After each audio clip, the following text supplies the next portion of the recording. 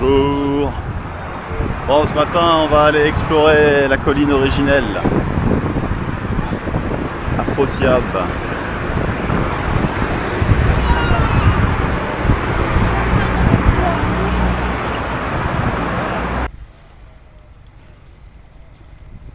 Donc on va aller visiter le musée qui nous explique la fondation de la ville. Marqué 2750 comme 2750 ans.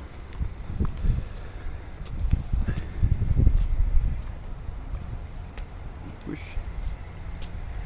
Je suis allé visiter le musée, c'était intéressant.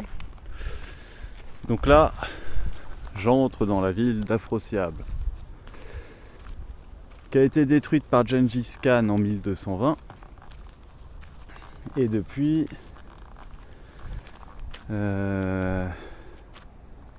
en gros, après le passage de Gengis Khan, il restait qu'un quart de la population. Il n'y avait plus le système d'adduction d'eau, tout a été détruit en fait. Ce qui fait que ils sont jamais revenus. Donc c'est ici le site originel de la ville. Les Grecs appelaient la ville Marakanda, qui est devenue Samarcande. Est-ce que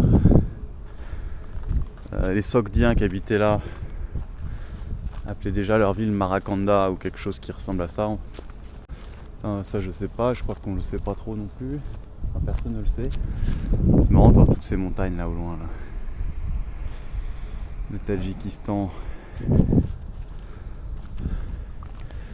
Donc voilà, alors on va essayer de trouver des petits trucs un peu sympas à filmer. En tout cas, on est relativement haut, on devrait avoir des points de vue sympas sur la ville. Voilà, là c'est un lieu qui a été fouillé. Ils ont découvert des peintures murales du 8e siècle, après Jésus-Christ. Et ici, du coup, ça permet, sur ce site, ça permet de savoir qui habitait là, comment il vivait. Donc ils ont retrouvé une fresque avec le roi, des éléments sur la fresque, il y avait des ambassadeurs, donc des ambassadeurs de Corée, des ambassadeurs turcs, des ambassadeurs d'Inde. Il y a des vêtements, il y a des armes, il y a la reine, il y a les femmes secondaires du roi. Il y a aussi des objets, donc tous les ossuaires zoroastriens. Donc là du coup qui n'ont pas été trouvés ici puisque là c'était une zone d'habitation. On sait qu'ils étaient en partie zoroastriens et probablement en majorité zoroastriens ici au 8e siècle. Après voilà, l'archéologie quoi. La vaisselle, l'artisanat, la céramique, les poteries.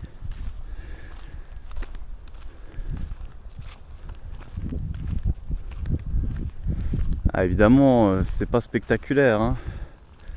Enfin, moi je trouve ça spectaculaire en vidéo. Je pense que vous voyez juste une colline avec des trous, mais enfin, d'ailleurs, moi aussi je vois juste une colline avec des trous.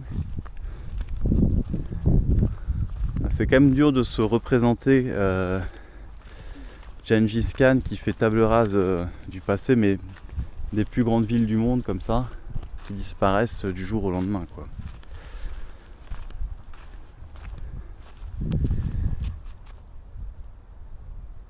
Et il y a moins de 1000 ans de cela. Hop.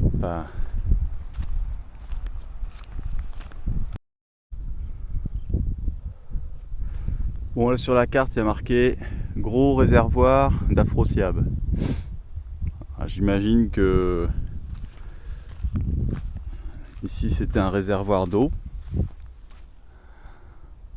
Basé sur quelle preuve archéologique, sur quelle preuve historique, etc. J'ai aucune info à vous donner, je ne sais rien. J'ai juste un point sur la carte. Mais bon, effectivement, on est à peu près sûr qu'il y avait quelque chose ici, vu la tête du truc. Voilà, on voit la ville moderne de Samarcande qui nous entourent. Les monuments du XIVe siècle construits par Tamerlan. Et là sur la colline, il y a quand même quelques cimetières qui existent. Et au pied de la colline, sur le flanc, il y a quelques mausolées. Il y a le tombeau du prophète Daniel, il y a deux, trois mausolées, certains assez jolis. Alors pour revenir à ce que je disais, Gengis Khan en 1220 détruit Samarcande. Tamerlan, 200 ans plus tard, va faire plus ou moins la même chose. Évidemment, Samarcande et beaucoup d'autres villes d'Asie. Est-ce qu'il y a eu un changement en termes d'utilisation et de gestion de la ressource en eau au moment de ces grandes invasions? Voilà. Vous avez 2 ans pour me rendre un mémoire. Allez, ciao. Donc, a priori là-bas, la grande motte de terre là, qui est le point culminant, ce serait probablement l'ancienne citadelle, l'ancien arc. Donc la citadelle en énorme mur de briques de terre crue comme on a pu voir à Bukhara. Elle était ici.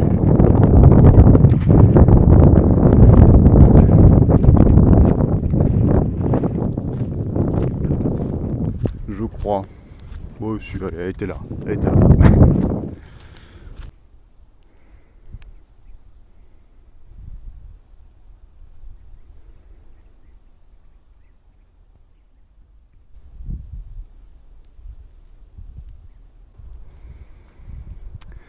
On dirait qu'il y a des fouilles qui ont lieu.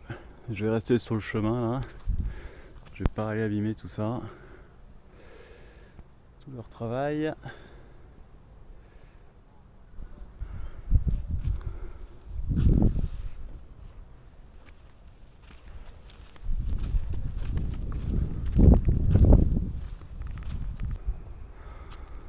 Voilà. Alors.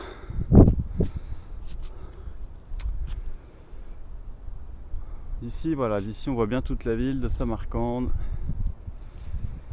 Alors, dans mes précédentes vidéos, je me demandais, là il y a la rivière en bas, celle que j'ai longée hier. C'est aussi une des raisons pour laquelle la ville était implantée là à l'origine. La rivière qui suit la vallée juste en dessous, là en bas de ce qu'a brûlé là. Là-bas, le gros pont que j'ai filmé par en dessous hier. Donc là, au loin, on voit des grands ensembles communistes, de l'époque communiste.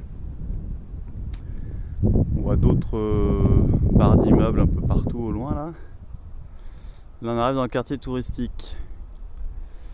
Au tout début, j'étais étonné de ne pas voir de quartier hérité de l'ère soviétique vers les endroits touristiques où j'étais.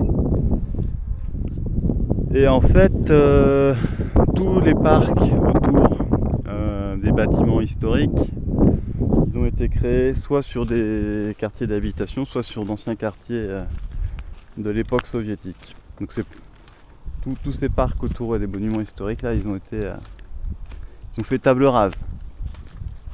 Ils ont dégagé les habitants, ils ont détruit les bâtiments. Et quand je me promène dans les quartiers là où les gens recyclent et où il y a la rivière là, et où j'arrivais pas à trouver mon chemin avec les remblais et tout ça, c'est pareil. Ça il y a un petit mausolée et autour ils vont construire un parc. Donc ils ont détruit le quartier d'habitation. Ils ont mis du remblai à gogo, ils vont construire une grosse route comme ça et un parc. Et voilà. Tout simplement. Bon. Impressionnant quand même cette colline. Ben oui, voilà, donc des constructions en briques de terre cuite, je crois, de terre crue, mais toujours est-il que ça résiste. Quand c'est abandonné et à moitié détruit, ça résiste pas éternellement. Donc évidemment c'est pas comme des ruines avec des fondations en pierre. Mais il n'empêche que si vous faites des fouilles archéologiques, vous allez quand même retrouver où étaient les anciens murs, les objets et éventuellement des choses encore plus incroyables comme des bas-reliefs, etc., etc. Allez, je vais essayer de finir mon tour et d'échapper à la fournaise là. Ça tape un peu. Ça ressemble définitivement aux fortifications de l'Arc de Boukhara, mais en version destroy. Il y a un chemin qui me permet de descendre du château par là.